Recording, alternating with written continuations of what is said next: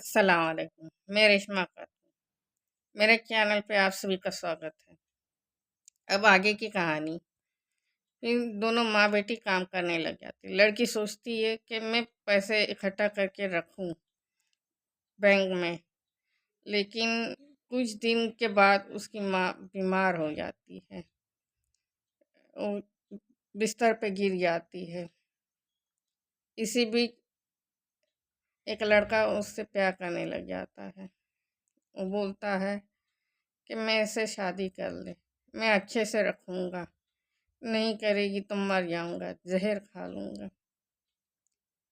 लड़की बोलती है कि मैं नहीं कर सकती शादी, कुछ बात है इस वजह से नहीं कर सकती शादी।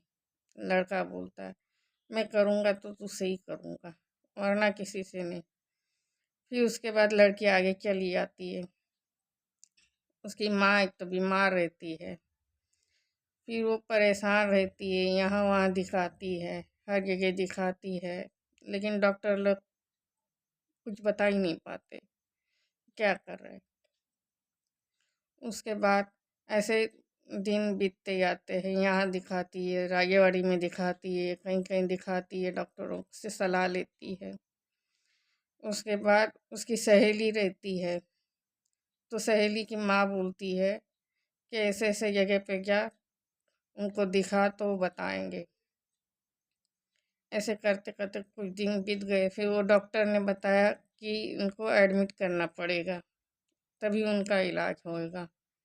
फिर उन्होंने एक अस्पताल की, राजेवाड़ी की चिट्ठी लिख के दी। राजेवाड़ी में उसका इलाज चालू हुआ, लेकिन वहाँ पे भी उनको कुछ नहीं मालूम पड़ा। फिर उन्होंने उनके पैर में वजन लगाए, ताड़पत्री की जो पानी भर के रखते हैं उससे लटका दिए उसको वजन डाल के। कुछ महसूस ही नहीं हो रहा था, पैरों में जान ही नहीं थी कमर के नीचे। फिर ऐसे करते करते उनका चेकअप कर रहे थे, सब कुछ देख रहे थे कि क्यों ऐसे हो रहा है, आखिर दिक्कत कहाँ आ रही है। पैर में स्टील का हथौड़ा रहता है डॉक्टरों का, छोटा वाला, उससे मार के देखे, सुई चुबा के देखे, क्योंकि पैर पूरा सुन्न नहीं हो गया था इसके वजह से। तो डॉक्टरों ने एमआरआई करवाने के लिए बोले, तो सायन अस्पताल में भेजे। फिर वहाँ पे थोड़े डॉक्टर अच्छे थे, तो उन्होंने सरकार से, राजेवाड़ी में ही सरकार के इससे आधी फी माफ़ कर दी थी। जैसे 5,000 है तो 2,500 कर दिए थे। डॉक्टर ने बोला इसका कोई नहीं है तो इनको 2,500 फी माफ़ कर देते हैं। ऐसे सरकार के तरफ से था तो उन्होंने करवा दिया था। फिर सायन अस्पताल में जाके एमआरआई करवाए।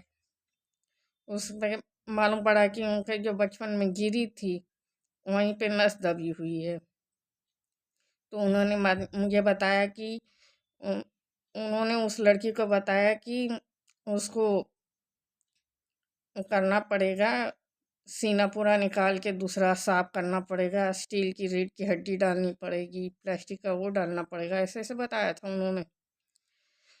उसके बाद उन्होंने फिर ऑपरेशन की तैयारी की, तारीख दी। फरवरी में उसका ऑपरेशन हुआ, बहुत बड़ा ऑपरेशन, 16 टाँके गिरे थे उसकी माँ के। 16 टाँके, आप ही सोचो कितना बड़ा ऑपरेशन होगा। लड़की अकेली थी, उसके साथ कोई नहीं था। फिर जहाँ पे वो काम कर रही थी उनका एक आदमी, वहाँ का एक आदमी उसके साथ आया था।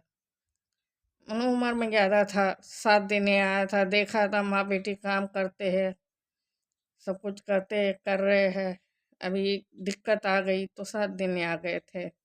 मुझे बोले तू जाके खा ले, मैं बोली मैं नहीं खाऊंगी। फिर उसके बाद में मेरी माँ का ऑपरेशन के लिए टाइम था, तो वहाँ चिल्ला रही थी मेरी बेटी को बुलाओ, मेरी बेटी को बुलाओ, मेरी बेटी को बुलाओ, मुझे देखना है उसको, मेरी बेटी को बुलाओ। तो मैं गई तो देखा तो वहाँ एक्सीडेंट हुआ था, एक का हाथ कट गया था, तो पहले उसे लेके गए। उसके बाद उसको डॉक्टर ने बोला कि इसका बहुत थोड़ा ही कटा था, तभी लेके आते तो अच्छा होता, अब इसका थोड़ा हाथ और काटना पड़ेगा, तभी इसकी जान बच पाएगी। तब उसको लेके गए पहले, फिर उसका ऑपरेशन हुआ, फिर मेरी माँ का ऑपरेशन लिए, फिर ऑपरेशन चला 7-8 घंटा चला ऑपरेशन। सॉरी, मेरी माँ बोली, उस लड़की की माँ का ऑपरेशन 7-8 घंटा चला। उसके बाद में जो है उसको लाए आईसीयू में ऑपरेशन करने के बाद। फिर वो उस लड़की को बोले कि तुझे बाद में देखने को मिलेगा, अभी आईसीयू में रखा हुआ है, अगले दिन देखने को मिलेगा। तो वो लड़की बोली ठीक है। फिर वो वहीं बैठी रही। फिर दूसरे दिन उसको उसके माँ से मिलने को भेजे कि यहाँ इस वार्ड में रखा हुआ है। इसके आगे की कहानी कुछ दिनों के बाद बताऊंगी। आप सभी का बहुत बहुत धन्यवाद मेरे चैनल को पसंद करने के लिए। अस्सलाम वालेकुम।